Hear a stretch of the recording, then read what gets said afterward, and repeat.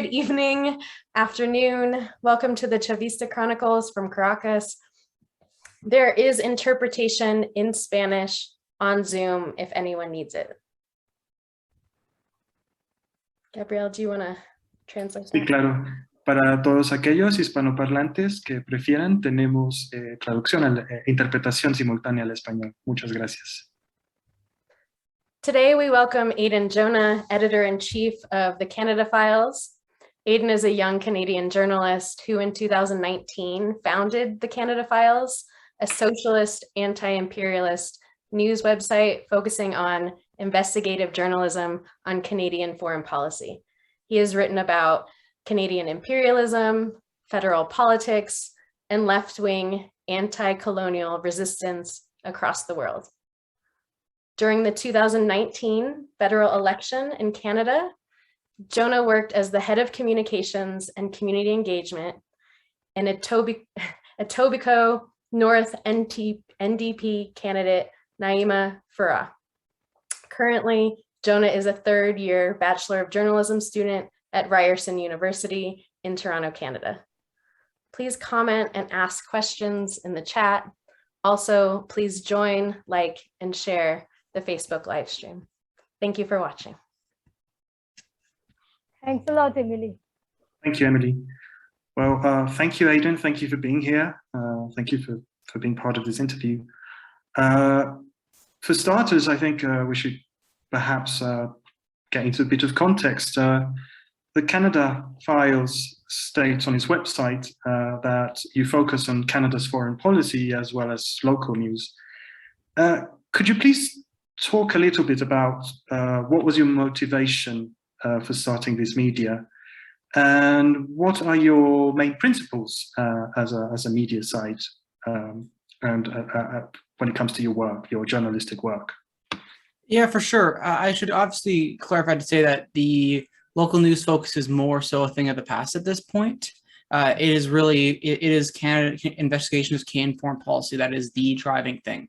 And so really in terms of the principles at its core is socialism and anti-imperialism. Those are really the core principles that drive the Canada Files forward in its work. It is a real firm resistance to militarism, the role of which so many haven't understood in the past, and many still don't understand to the present.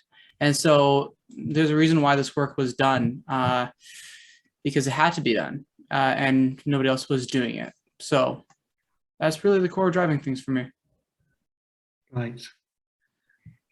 Okay, Aidan, thanks for that background.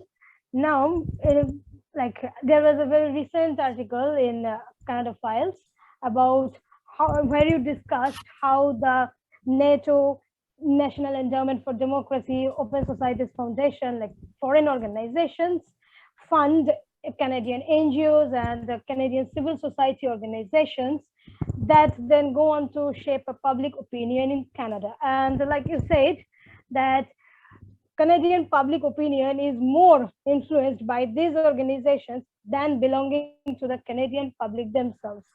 So could you please expound on this idea and also tell us how the Canadian public can reclaim these spaces of their own opinion?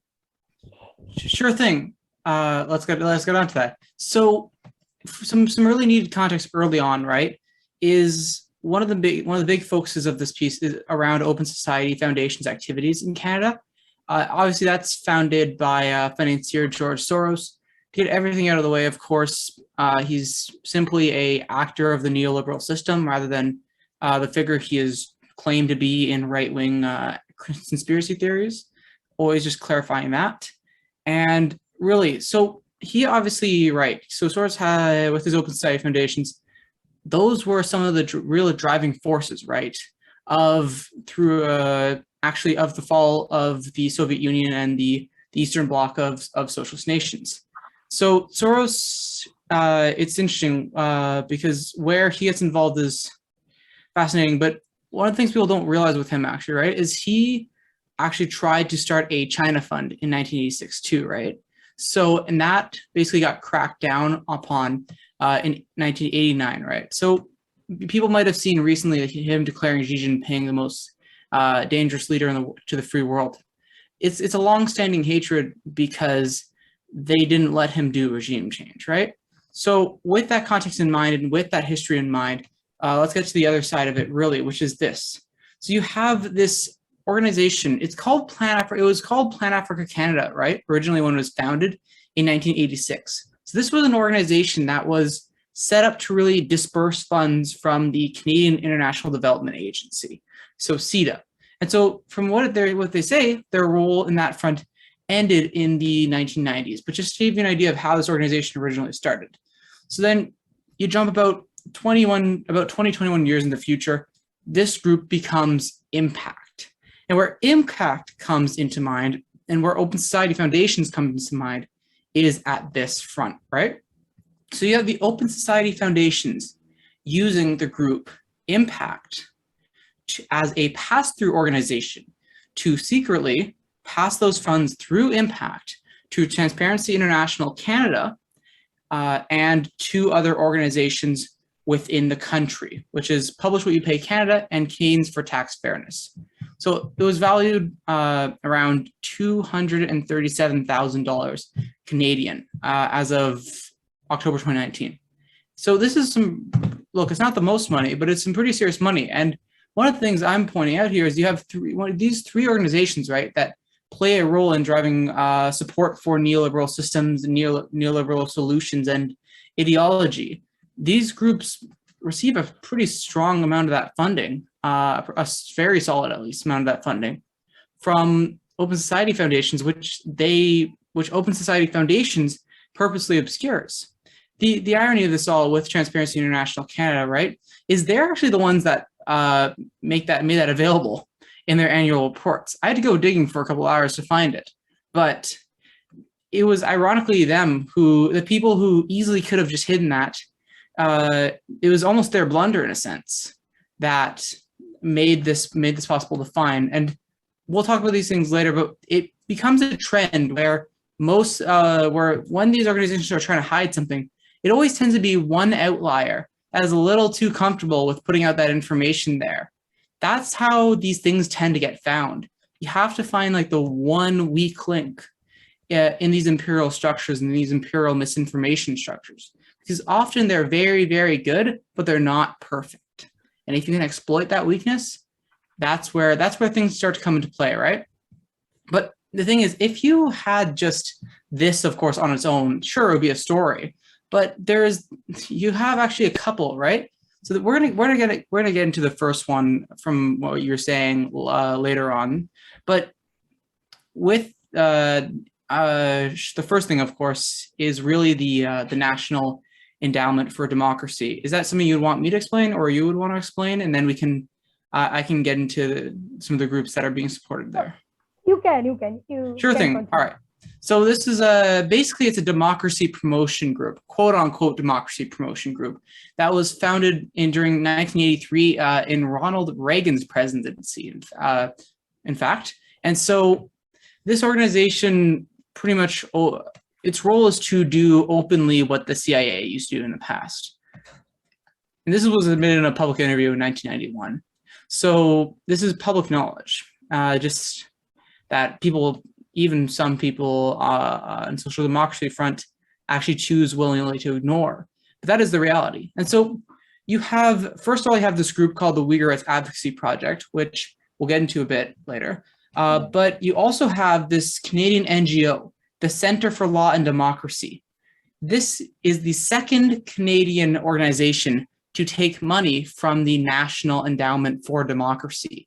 And of course, yet again, I emphasize the democracy promotion and how they play a role in destabilizing any countries that don't go right for the American interest. We're in Canada, our government and our national security agencies, all these people that claim to be protecting Canadians from these foreign threats and enemies, they're ignoring the biggest threat of all, which is in fact the Americans. The Americans and the Europeans are the greatest threats from abroad to Canada, but that doesn't work for their imperial agendas. I want to give you an idea more so. You have this thing called the GIZ, which is basically the German equivalent, from what I can see, of the NED. It's like a semi-NGO attached to the government in a sense, but it's supposedly independent. It's the European Union. Of course, you got Canadian Global Affairs. Open Society Foundations pops up again, of course. And then you have this interesting thing. It's called International Media Support. And the whole funny thing about that is that it actually receives 91% of its funding from the Swedish, Danish, and Norwegian foreign ministries and embassies. So this is the kind of organization I don't think most people are aware of, but you have these kind of European countries, they do have these kind of organizations and subtly do engage in this kind of democracy promotion, right? So I don't want to get too long into the one individual thing. So I want to get to the point of what people could do, right? I think the very key thing here is it really is that people need to very much openly call this out. And look, there's a really pretty easy way to deal with this, which is, in my view, you should be looking to ban any organizations in Canada from taking money from the National Endowment for Democracy or Open Society Foundations. I just think that should be a no tolerance rule. And that's a simple way. If people push for that, look, there's a reality that they might try to push through other organizations or front organizations that might be created eventually. But the victory for political consciousness and increased political consciousness would be a huge victory. So I think that's an aim that people that really the Canadian left should be looking at, is seriously targeting these organizations and essentially demanding they don't interfere in this country, because there's actual points of opportunity. Or if Canada, I'm sure you're all aware of the case of Honduras, of course, with Manuel Zelaya, who's a liberal leader. But with social movements, they managed to force a fair few changes into of the Society of Honduras. And what did they get in retaliation? An American and Canadian orchestrated vicious, bloody coup. And they went from being real allies of America to, within 2 years, the victims of a bloody coup. And you look in Canada, you have the extreme right forces that are starting to grow. You have the People's Party of Canada, the far right party, really, extremists starting to grow really strong. You have the Wexit movement in Canada. You have these kind of fronts that if the US ever decided we want to pour weapons in to their hands and we want to give them a lot of funding to overwhelm political forces in Canada, they could, at this current stage, they might succeed in that, right? And so my core point I try to make is there's a real rot. There's a real rot there. And that has to be directly addressed. No matter how awkward it is, no matter how ugly it might be, these forces that are there, they're a real danger. They are a real danger, and they have to be addressed. Right, and I think it's what your report has done is very important. You have shed light on something that, if it wasn't for your investigation, would have been very difficult to maybe see. For us in Latin America, it is something which we have always had this type of attacks, but we've never considered like a country like Canada would have this kind of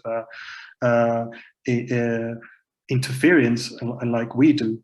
And well, this is kind of on this same note, like as a follow-up of this, your investigation also shed light on National Endowment for Democracy funding on the Uyghur Rights Advocacy Project in Canada.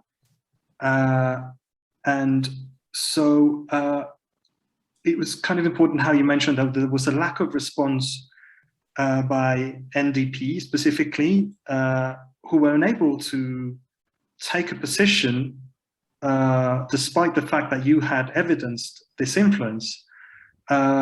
This also brings to mind another report that you mentioned on Matthew Green from an MP from NDP, and how he was using his activism, his pro-Palestinian activism, in a sort of way to how he was weaponizing it to push further this Uyghur narrative.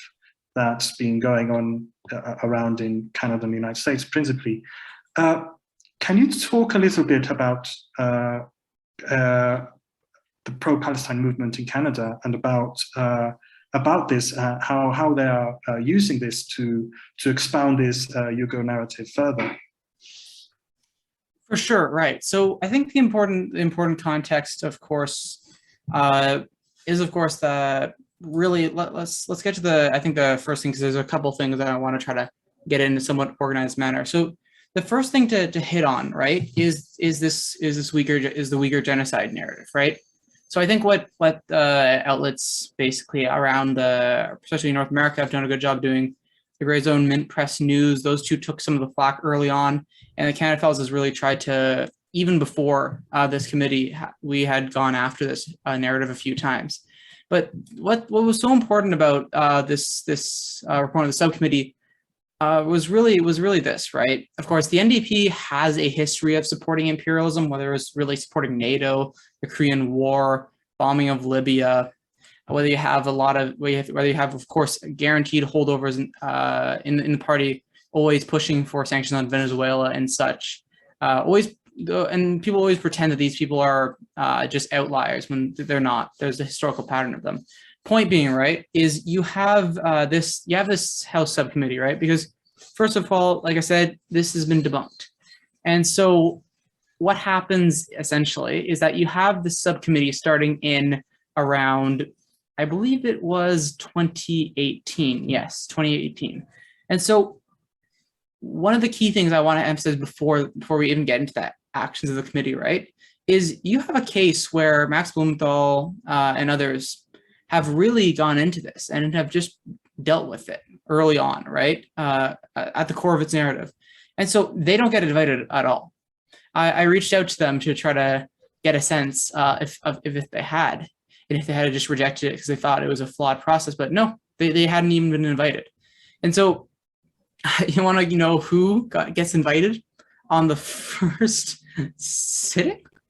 On the 18th of October, Adrian Zenz, the senior fellow in China studies at the Victims of Communism Memorial Foundation. Cannot emphasize this strongly enough. This organization considers Nazis to be victims of communism. I say cheers to Nazis being victims of communism. I prefer them to be that than to be in power. So it really is to give you an idea, right away, of course, that this committee is going to be like a sham process, right? Then you have Human Rights Watch on the same day.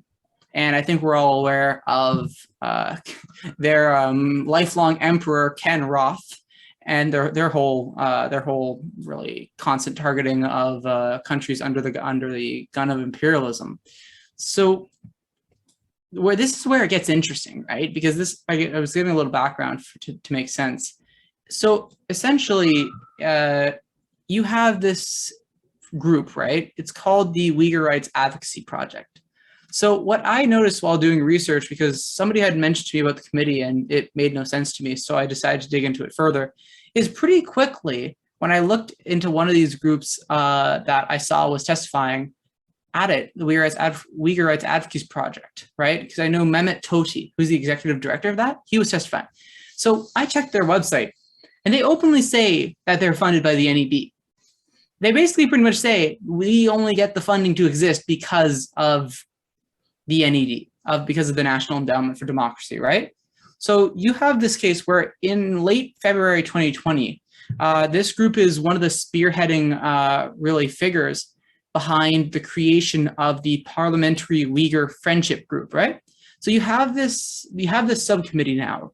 And the subcommittee I mentioned, of course, guess how many out of the 8 subcommittee members are members of the Parliamentary Uyghur Friendship Group? 5 out of 8. A majority of the members have already made their decision before they're going into a crucial parliamentary committee and claiming to be supposedly unbiased judges of such a critical and crucial geopolitical issue. It's wild. It really is wild. But the thing is, it gets even a little bit more nuts, right?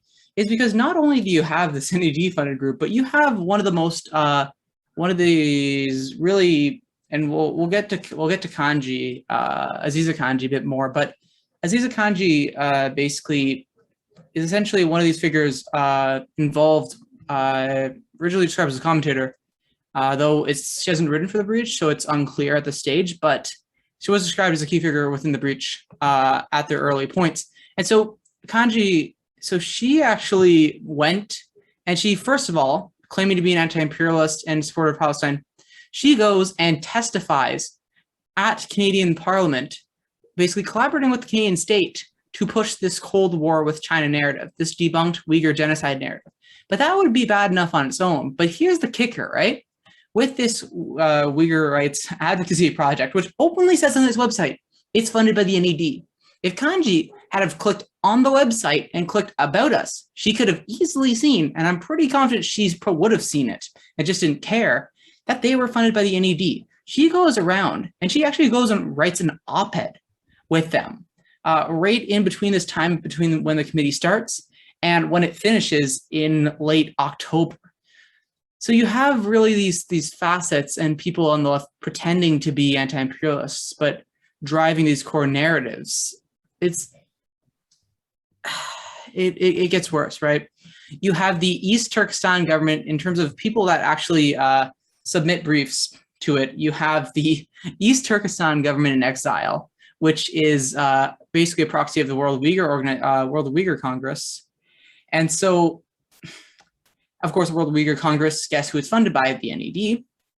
You have ASPI, which is a right-wing militaristic nutjob think tank that is funded by just a host of weapons contractors.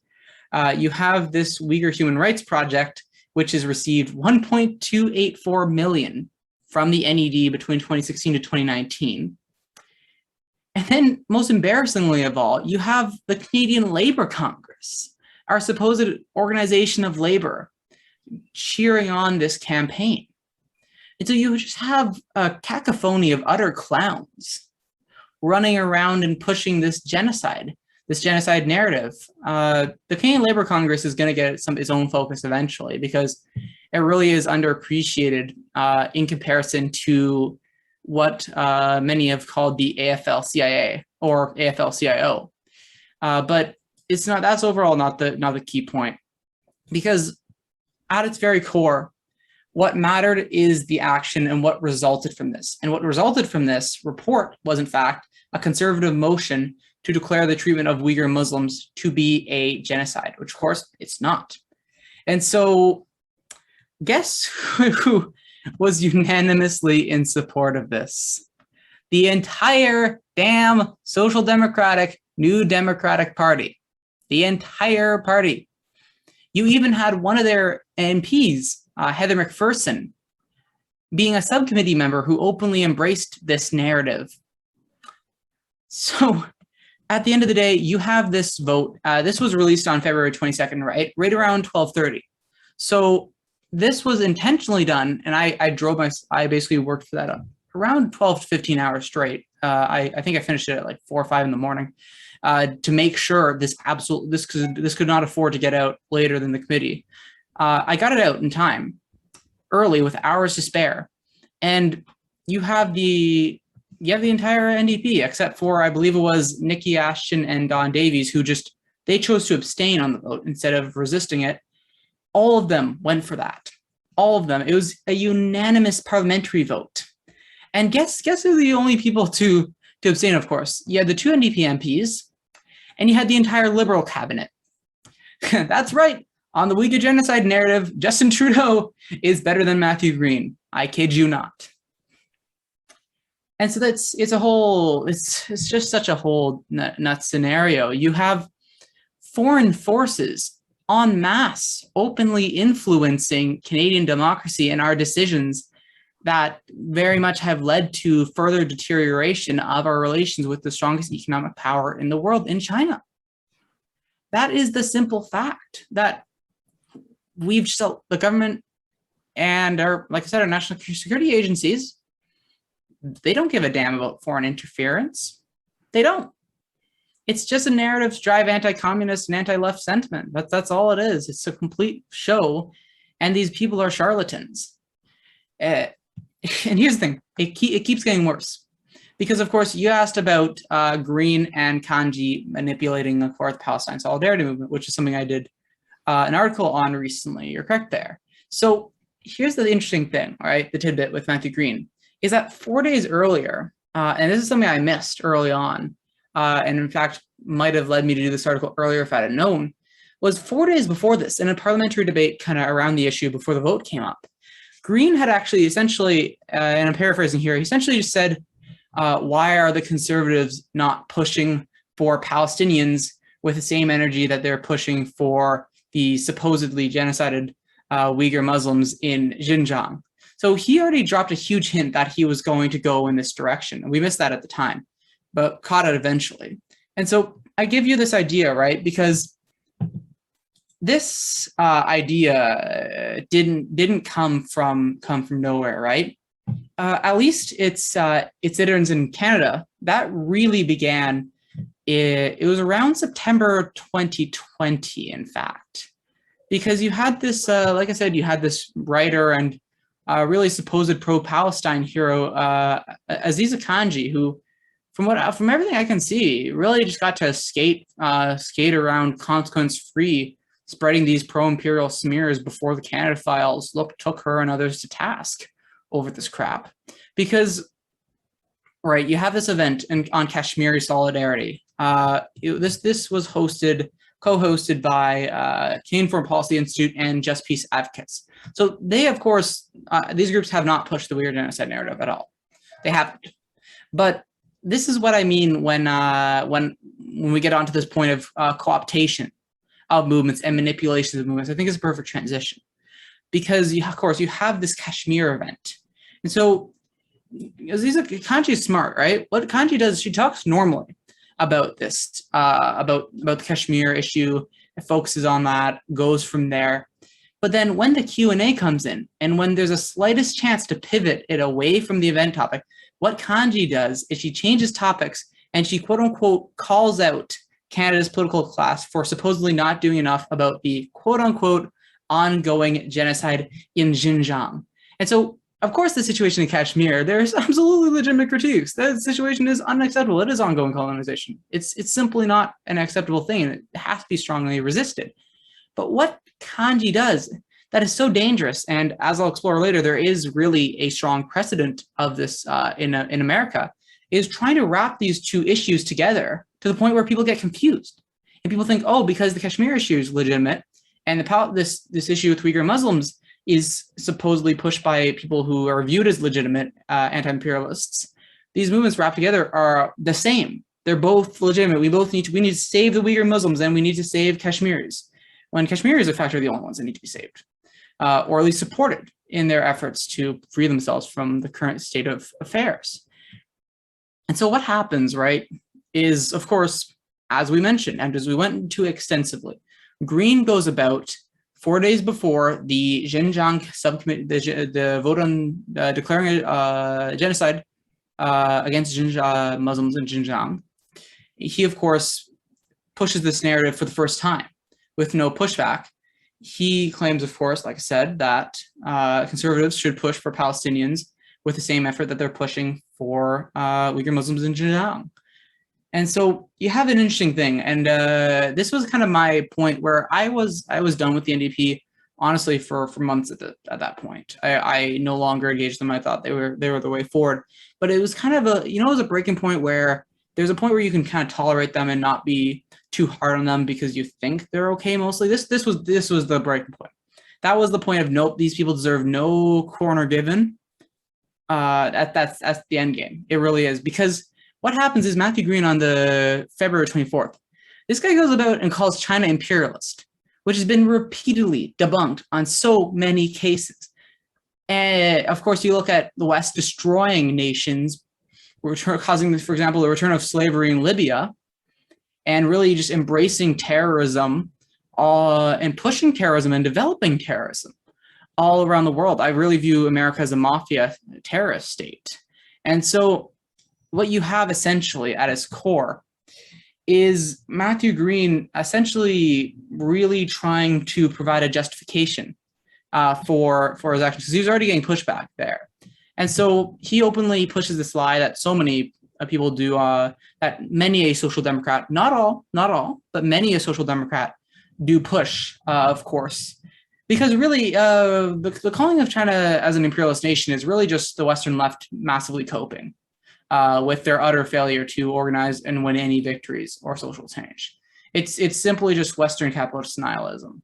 And so one of the keys, of course, to moving forward, as I'll say before I get to other things, is really defeating this idea that all the other nations that are actually pushing for better solutions and a better world are equally as bad. That's BS. That's not true at all.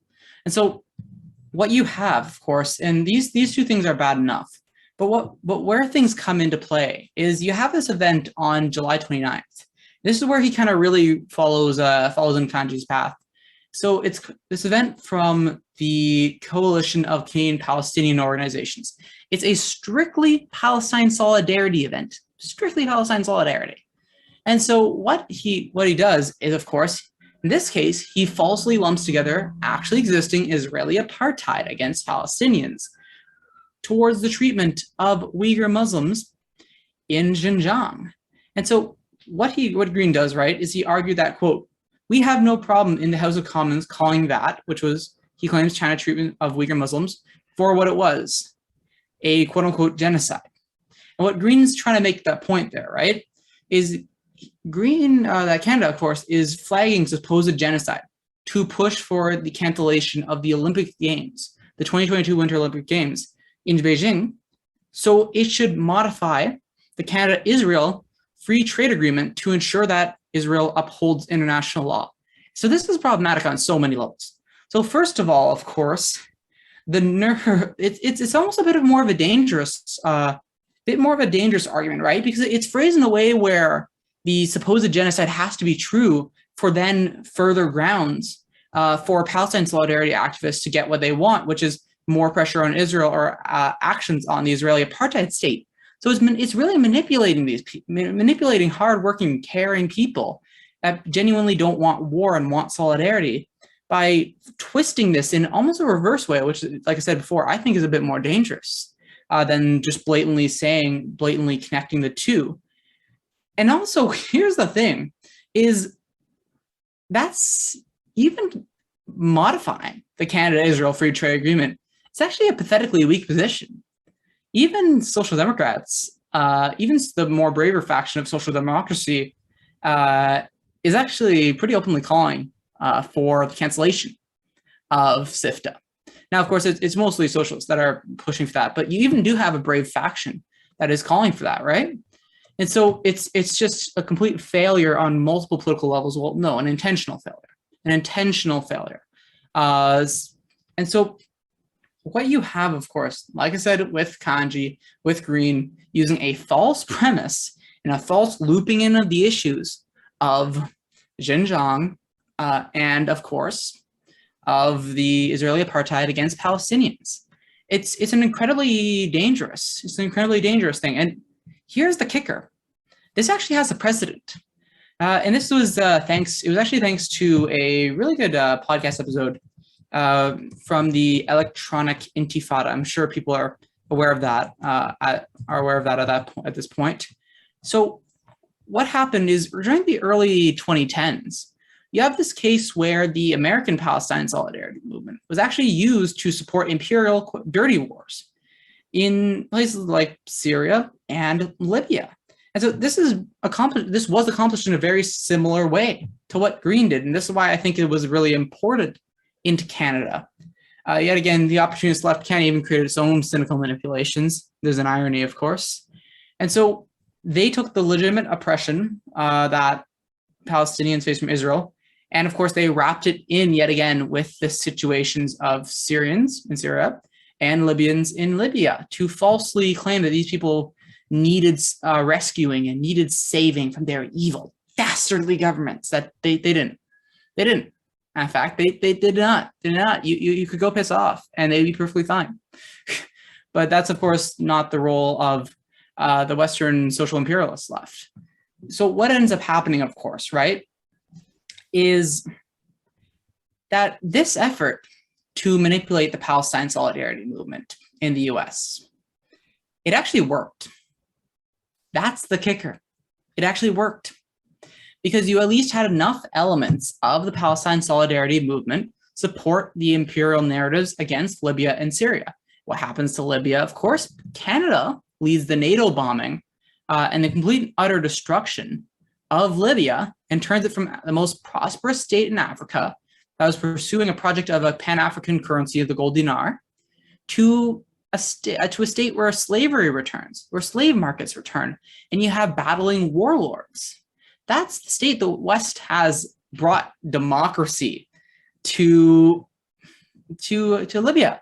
And Syria was more fortunate in the sense that they fought very hard. But here's the key, is that it was actually, you had Russia and Iran actually very clearly come out and provide key military support to Syria. And they've been able to slowly, over the years, turn the tide against the Western-backed and funded jihadists that were trying to destroy the secular Syrian nation. And that's the key I want to emphasize again, is America is funding the terrorists. America is a terrorist state. It funds terrorists. It causes most of the terrorism in the world, quite frankly. You have people in Canada, you have these political elites in America, all of them, they hate terrorism. They hate terrorism so much. No, they only hate terrorism if there's a blowback effect here. Yes. And even then, I mean, you look at the case of the attacks on the 9/11, of course, 9/11 attacks on the two, of course, World Trade Center towers. That was just that was, of course, an actual event was used to then justify 20 years of war in the Middle East. So they'll either, there's constant blowback, and the only people that basically pay a price are the citizenry.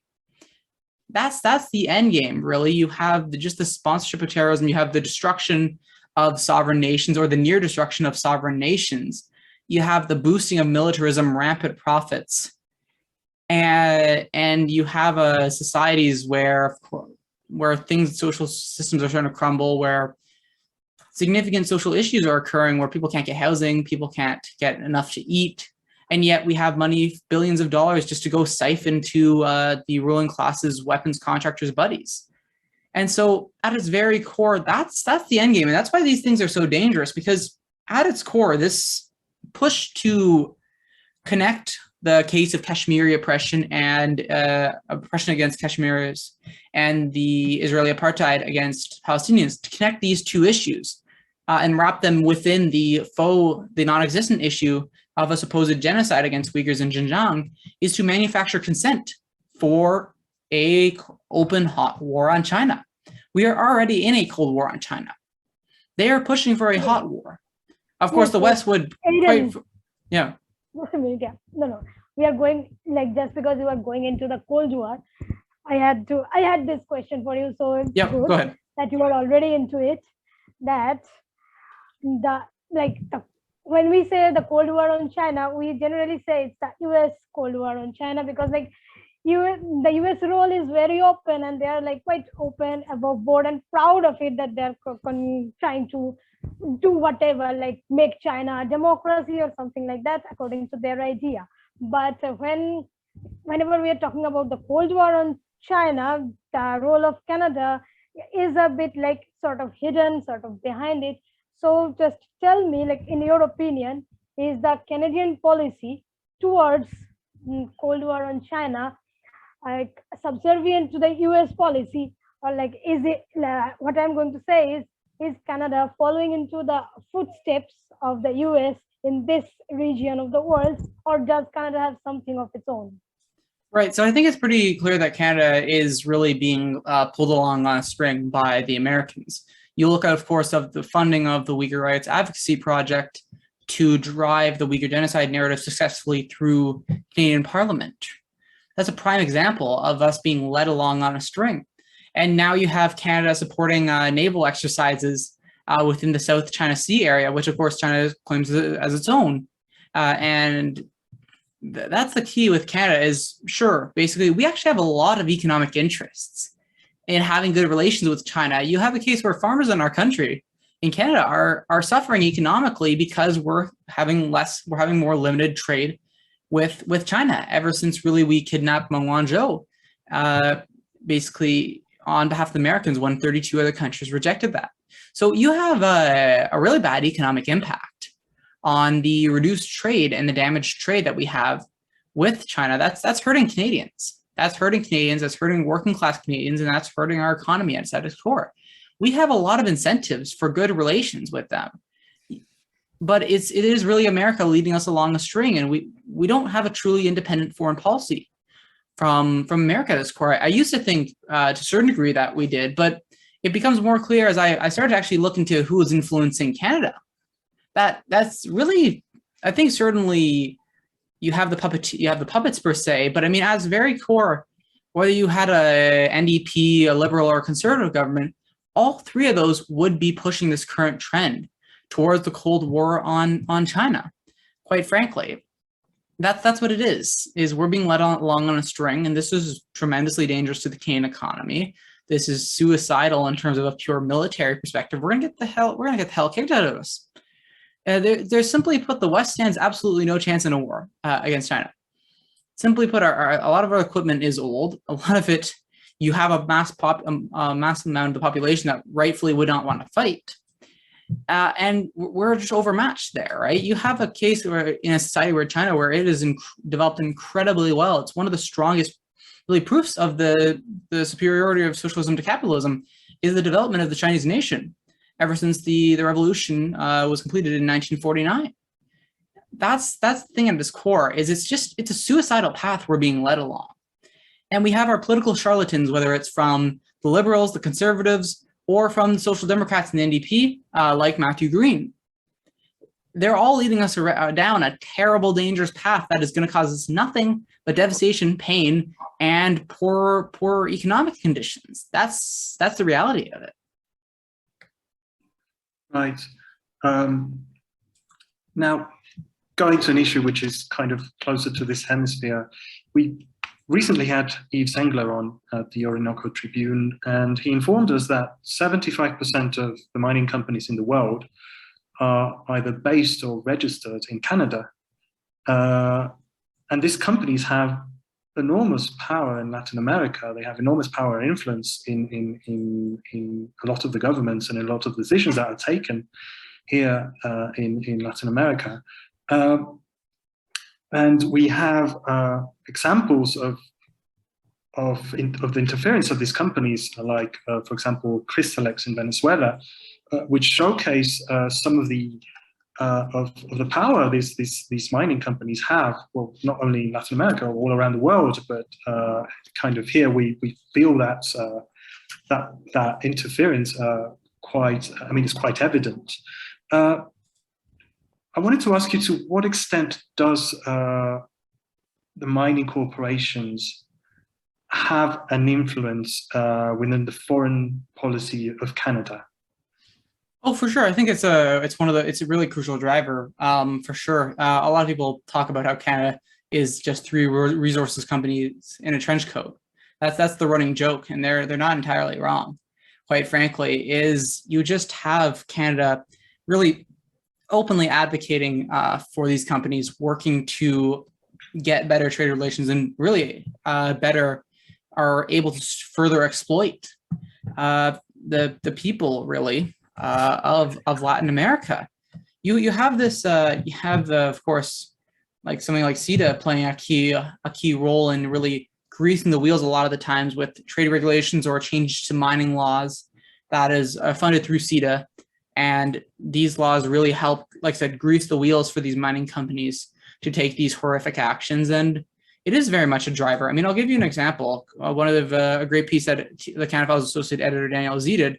One of the key points he made actually is that basically what happened is that the key provision of the mining laws were actually drafted by a CETA-backed corporation, right? So that's an example of Canadian influence, direct Canadian influence, basically, within these countries. It really is an incredibly devastating front. You have Canadian oil companies using paramilitaries, violent paramilitaries, which obviously kill land defenders and kill many labor unions and labor union leaders and trade leaders. So Canada really does play a devastating role in Latin America, and very much it is the case that these resource companies they really do drive that imperial foreign policy, of course, in the region. Aidan, like since we are in Latin America anyway, so as I was going to ask you, like you may have seen, I think everybody knows about these recent developments going on in Venezuela, or rather in Mexico City, where the Venezuelan government and the extreme right sector of the opposition are continuing a dialogue to resolve certain issues. And like 2 rounds are already over. The 3rd round is upcoming in late September.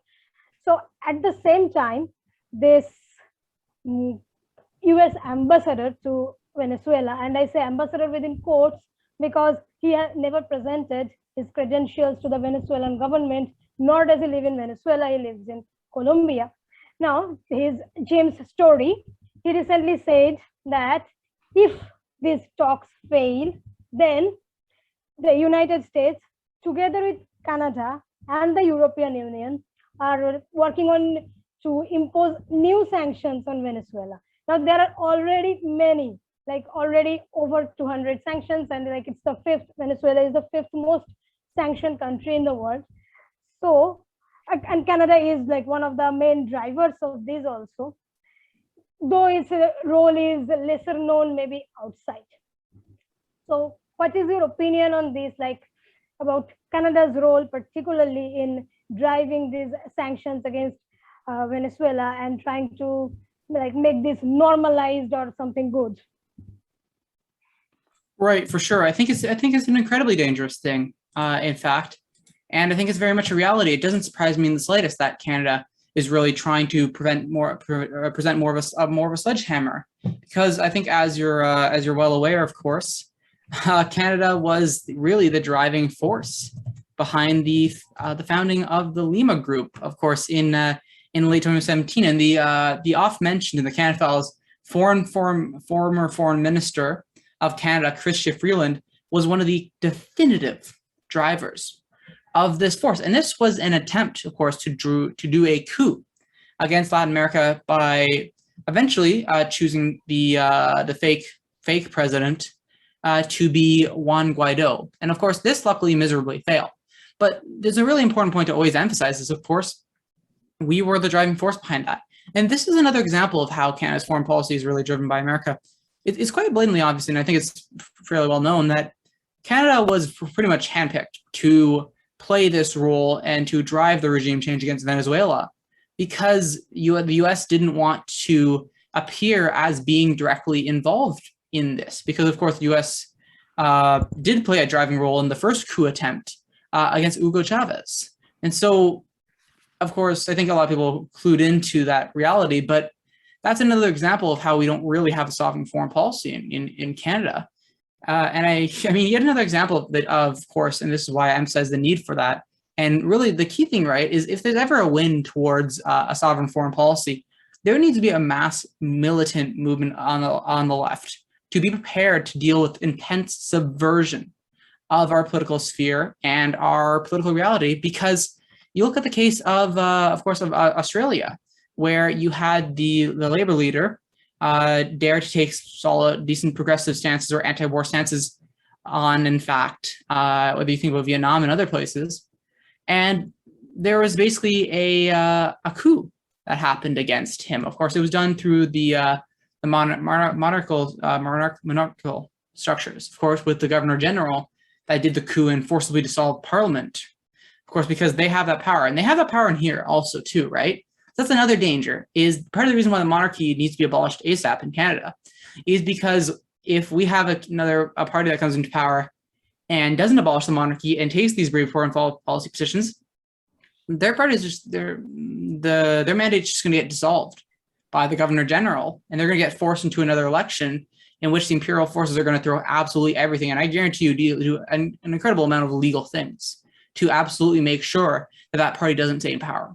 So you have really a case of subversion. And of course, getting all the way back to your point, because I know the question was, it's simply put, new sanctions against Venezuela are simply unacceptable, right? I think it's an incredible show of discipline for the Venezuelan government to engage with these opposition extremists who, let's be real here, tried to do a coup. In most Western countries, every single one of those people would be rotting in jail. If they tried to do even a quarter of that, do mass demonstrations, you look at the history of repression against the Communist Party of Canada for simply daring to exist. There's a history of that. Basically, it's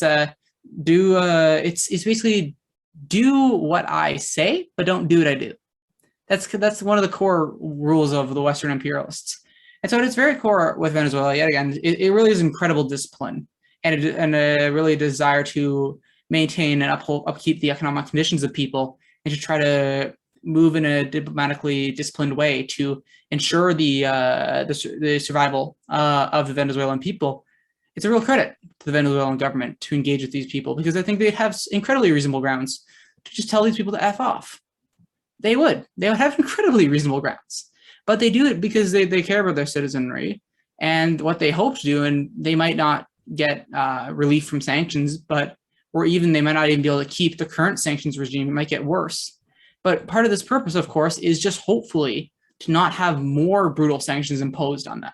Because what's the rule of thumb, of course, with America as a mafia state is that the countries, when they're not interfered with against America, these left or socialist countries, they actually do well economically. They succeed economically. They build social programs. They raise the standard and quality of life for people. And there's better times ahead for people. And when these sanctions come in, people are economically immiserated. They have worse lives. They struggle more.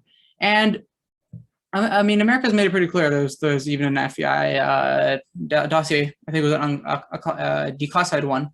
It was 1959 or 1960, where they blatantly said that the goals of the sanctions like this are to starve the people into a counter-revolution out of pure desperation, to bring capitalism back because they would be morally defeated and willing to accept a return to neo-colonial slavery under the Western powers. That's the simple goal of this, and it's part of the reason why one of the points I hammer on, whether it's in Canada, whether it's in Latin America, Africa, around the world, sovereignty is one of the most important things, and it's a really poorly understood concept among large factions of the Canadian left that think that you can just care about people. You can care about the workers of this country for about 6 months, and then there's a coup, a bloody coup, and nobody cares.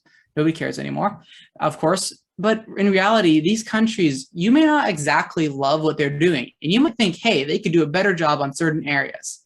But guess what? You're from the West. Shut the hell up. It's not your job to dictate what these countries do. You haven't done crap. You failed to do revolution. You haven't done these things. Sure, the Western left has some potential. Do we need decolonization before we have potential? Probably, yeah. But do we have any right as a Western left to dictate these things? And should our main purpose as Western leftists really be to virulently and openly oppose these sanctions regimes? Yes, because they really do immiserate people, and they're really a form of warfare. A lot of the world is opposed to, of course, this. Whether in the case of Cuba, most clearly, where you only had 2 countries voting against, and I believe it was 192, I think it was. Country. 184. Thank you. 184 countries that voted in favor of going against that, ending that blockade, or demanding the U.S. ends that blockade against Cuba, because people realize how damaging it is. And that should be one of the biggest priorities, of course. Sure, we do want to have a revolution in the country. We do want to have socialism in Canada, but we also damn well have to push while we're waiting, while we're making those efforts. We have to push very hard to just give the global South the ability to just not have a boot on its neck while it tries to grow itself. You give these countries, of course, in South America, in Latin America, in Central America, just the chance to grow free of Western imperialism and free of Western aggression. And they're going to succeed massively. You look at how China is really, they tricked the West. The West thought they were going to become capitalist. They've never been capitalist.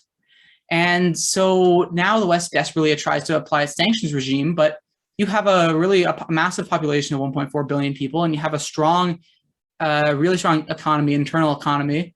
And in the case of China, you look at it, it's miserably failing, right? So if these countries even get, say, like 30, 40 years away from these Western imperial sanctions and regime change attempts, they're going to grow massively.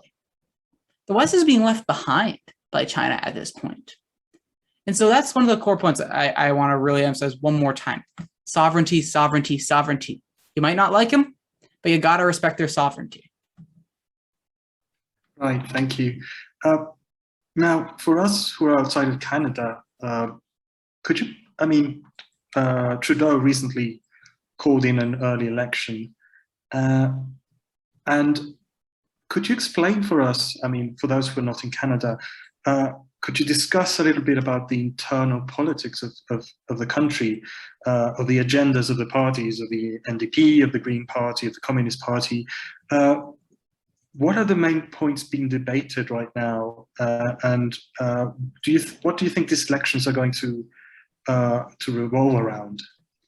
Yeah, for sure. It's a very clear thing where you have most of the parties, all the parties. Of course, you have the Green Party under Annamie Paul. Of course, you could have had Delusion, who was at least not a left anti-communist. He describes himself as an eco-socialist, so at least a solid front, but he didn't win. And so you have, as a result, you have really a pro-Zionist Green Party. You have the Liberals, you have the NDP, you have the Conservatives. They're pushing a lot of the core same policies, especially on the foreign policy front. They're basically all united. In terms of housing and certain issues, of course, the NDP is offering moderate left liberal solutions that, of course, don't cut out the main problem, which is capitalism, right? Because they're the left front of capitalism at the end of the day. And so that's the thing, is there's slight changes in domestic policy and slight different promises. I won't get into this too much, but essentially because obviously Canada has provinces and territories, and so whenever the NDP is in power, they just become orange liberals, right? So even if the NDP claims slightly different things, when they govern, it's going to be only tiny moderate changes, right? So you basically have an entirely united political front of the mainstream parties. Of course, you have the right-wing extremists in the People's Party of Canada. That's a real significant problem, and it's growing. It is. And then, of course, you have the Communist Party of Canada. Not personally a member, but look, they are the best party out there by no doubt, in my mind. They are simply the best party out there.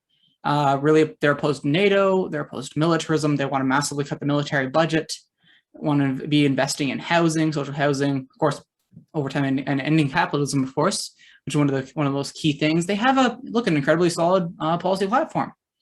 And they, of course, are really one of the only party that really acts and exists really outside of elections on a serious front. It really is, of course, like a mass movement, and it's a very serious one, and it's one that I think obviously has a lot of potential. So, look, my vote did go to the Communist Party because I was lucky enough to have a candidate there, and so that's to me, that's the best party in the country. Simple as that. It's an interesting case where you don't have like a genuine kind of party for the socialists who aren't fully comfortable with the Communist Party. You don't have that kind of party in between the NDP and the Communist Party, right? And so as a result, right, I think you have a potential case where, of course, do I think the Communist Party is probably the best front? Sure, but I think to a certain degree there is a problem in Canada where there isn't that middle ground party, because whether we like it or not, there's going to be a certain degree of people that want to do more than they can do in the NDP, but also don't want to go to the Communist Party. And that's one of the biggest problems on Canada's political sphere, is that there's a lot of wasted effort. And so hopefully these people, just in the meantime, they go and they would do work in social movements. But that's one of the biggest problems in Canada, is you have so many people wasting wasting so much time in the organizational time sink that is the NDP. And so it's an incredibly problematic state, but of course you do have the Communist Party, at least. So wherever they are, they're at least the one place where you can confidently say you're not throwing away your vote. Okay, thank you. We don't even know how many parties exist in Canada, so that was a good background for us. Anyway, to wrap up, I would ask you something broad. Of course, you already discussed a bit about it, but anyway, we can go into it. So, like, Canada has this image of being a peaceful country with a social democratic system of a welfare state and everything. And yet, when you look at Canada's racism, settler colonialism, extractivism in other countries, etc. So, like, these things exist in their domestic policy, but this settler colonialism or disrespect towards indigenous peoples in general is many times seen many times over in other countries where they, like we have already been discussing, the Canadian companies just extract resources and leave the people there in poverty or like that, or maybe sell arms to Saudi Arabia or support imperialism around the world and also participate. So just like, in your opinion, how is the official image of Canada sustained despite these things? And also, what can Canadians do to both like dismantle this image and also to like make certain that Canada really becomes like a country closer to its official image and not like more like a US servant, let's say. Like, the more specifically, what can Canadians do in order to help people in the global South just to be free and to have the right to development and to develop themselves in their own way? Because like, we in the global South are sovereign countries, but our sovereignties are being destroyed or subverted, or even like our sovereign governments get overthrown, etc., by the Western imperialists. So tell me, what can Canadians do and what they should do? Right, sure. Thanks for the question. So the first thing, of course, is it's simply put, Canada is a colonial nation that was created by the vicious and ongoing genocide of Indigenous peoples and Indigenous nations, is a proper phrase, Indigenous nations, in the mass that is called Canada. So to put it simply, without total decolonization, really in a return to Indigenous sovereignty in this country, we cannot hope, the peoples of this land cannot hope to really achieve fully what we want. They're simply put, it's like this foolish American nationalism where socialists think they can drape themselves in the American flag, and all of a sudden people are going to go drool all over them when they're just endorsing a murderous settler colonial state. It's like, if I'll give you an example with Canadian nationalism, for example, would people be cool if basically, for example, the Israeli left, of course, doing the brutal apartheid against Palestinians, if they just draped themselves the Israeli flag and said, we love Israel, but we're going to be leftists and we're going to do this? It's like, that doesn't work, right? You think about it, that idea sounds nuts. And that's Canadian leftists trying to push this Canadian leftism is the same as Israeli leftists trying to push this pure idea of a pure Israeli state. It's simply impossible, right? And so, of course, the core of it's how it's manufactured, that really comes through a faction of really an opportunist left political elite. Of course, at its core, you have a mainstream media and a mainstream political apparatus, NGOs, and political parties, of course, that really work to maintain the power and work on behalf, of course, the capitalist political elite, capitalist elites, or the bourgeoisie in this country, in Canada. That's the core driver. And then on a certain level, a lower level, you, of course, like I said, you have the opportunist left, that when people get out of those two parties, like I said, where the NDP acts as that left arm of capital to keep people from going outside of that box, keep them in. That's the role of the NDP at its core. And they're really a dangerous force. And there's a reason why, despite the points of some people, the Canada Files go so hard on them, because they are a toxic force in Canadian politics. And of course, you have, like I said, mentioned the NGOs, the political organizations, and some of these groups, of course, funded through foreign influence and foreign money. For example, a group I didn't get into, and well, maybe another time, the Macdonald-Laurier Institute. This institute pushes for really a Canadian militaristic policies, and they get an undisclosed amount of money. And I did some calculations, and because of the lack of transparency, they could be funded 80% by the Latvian Ministry of Defense, right? You have this case where foreign powers and these kind of foreign-funded think tanks, really, they, at its core, are working with the media in this country. They work and they invent reality, as Parenti would say. They invent the reality. It doesn't matter what's happened. It doesn't matter what the actual conditions are. They simply just invent. They just make things up. And because they have the power and the control over these things, bad can equal good and good can equal bad at their very whim, right? So look, Canadians, there's part of the reason why I believe so strongly in the project of the Canada Files is it's very much going after the credibility of the people and the NGOs, the political elites, and media that invent that reality. But it's also a case where people need to get involved in mass social movements. They need to escape from the mainstream political parties, or if they feel comfortable and they prove worthy of being part of the Communist Party of Canada, look, they should be going to those two fronts. And of course, something broader is, look, with the Canada Files, if the Canada Files succeeds in its fundraising efforts, when it does succeed eventually, one of the key goals of it really is to build within Canada a mass anti-imperialist left media ecosystem. I think the current ecosystem and even the social democratic ecosystems, look, they're not going to get the Canadian left and Canadian people towards decolonization and towards sovereignty. It's not a fun idea to have to say basically that the current structure is entirely rotten, but it is.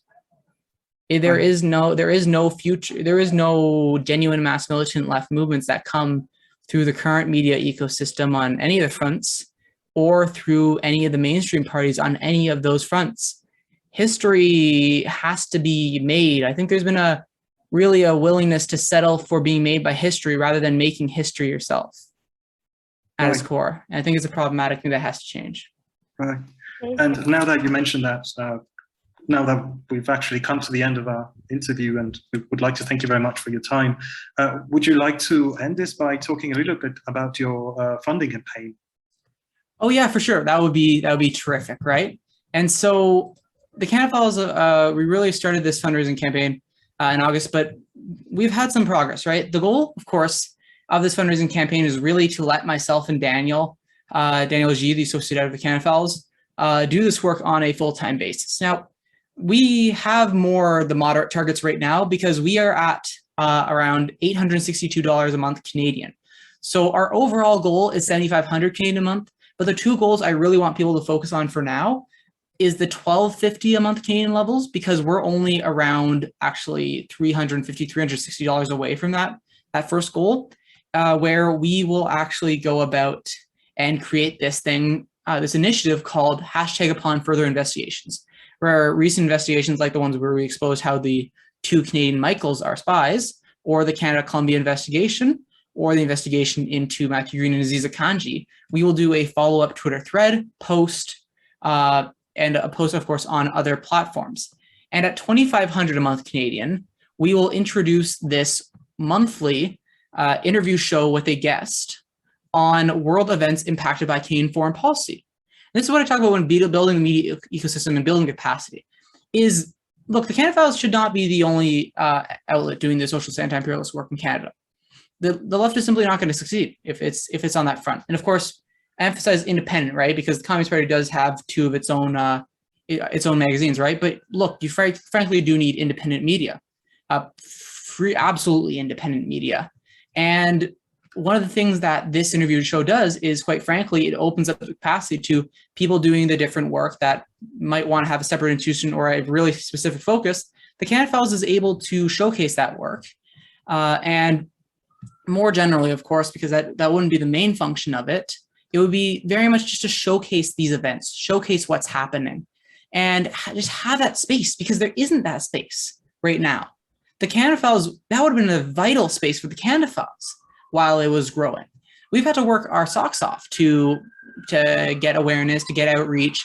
I mean, a lot of our strategy has been, we've had to reach out to a lot of places and build friendships and relations with a lot of outlets and people outside of Canada to try to get inside. That's how bad the situation is, to be quite frank, right? And at its core, we don't want the Canada Files, myself, Daniel, others involved. We just don't want people to have to suffer and work as much as we have to get to this point, right? And so that's one of those key things that provides an opportunity for that. And also, one of the benefits is that $2,500 a month level, myself and Daniel G, of course, associate editor of the Canada Files, will be able to be supported in this work financially on a part-time basis. And so that wouldn't be our full goal, but it would at least be something that would buy us time. And that is key. We need more time to fully boost this project up to its absolute full potential. But look, we need people's support. The kind words, the support, it is great. But to get where we are, and as I'm sure Orinoco Tribune, of course, is well aware of and deal with your own issues around that front, look, the financial support is the most key. It really is. That's what enables anti-imperialist media like Orinoco, like the Canada Files, to thrive over the long term. That support, and that's really what we need. So I think the link is it's in there, but I'll say it out loud to people in case. It is donorbox.org/the-Canada-Files. So that really a donation there, setting up a monthly donation or an annual donation will be incredibly important in helping us ensure that this vision can continue on in its current full pace. And also, if people want to check out our work more, we're on Twitter at the Canada Files, Facebook, the Canada Files, Instagram, it's the_Canada_Files. And of course, if people just want to sign up for the newsletter, they're not as big on social media. We do have a newsletter where when investigations or a couple of the analysis pieces come out, we share our stuff there, right? So there's a lot of places for people to keep up with the work. It's just that we really do need this work to be supported, right? That is the most important thing. And so that's part of the reason why, we're really, the Canada Files, myself, Daniel G, and others, look, we're really grateful for the opportunity to come on here and speak to new audiences, because that's the most important thing, is it's obtaining the support, but it's also making people aware of Canadian imperialism. It will always stick to me. It will always stick to me, this memory. It was around like a month into running the Canada Files. Now I'll keep this person quiet, but this person was an ostensible leftist, and they're talking about why are you doing something on Canadian foreign policy? It's just going to be a bunch of boring peacekeeping and trade deals. I just looked at them like they're insane, and I was proven right on that. And I think the more people that have to come to terms with reality of Canadian foreign policy, Canadian imperialism, the more that mass movements can start to be built and these things can exist. And so that's at the core of the pitch. It's really, please support the Canada Files. And really just thanks for having me on. Thanks to you, Aidan, for accepting the invitation. Thanks very much for a lot of important information that you gave us regarding the Canadian foreign policy, because like you said, in most cases, it's like trade deals and peacekeeping, though that peacekeeping is war, and so are the trade deals. Okay, thank you, Aidan, and have a good day.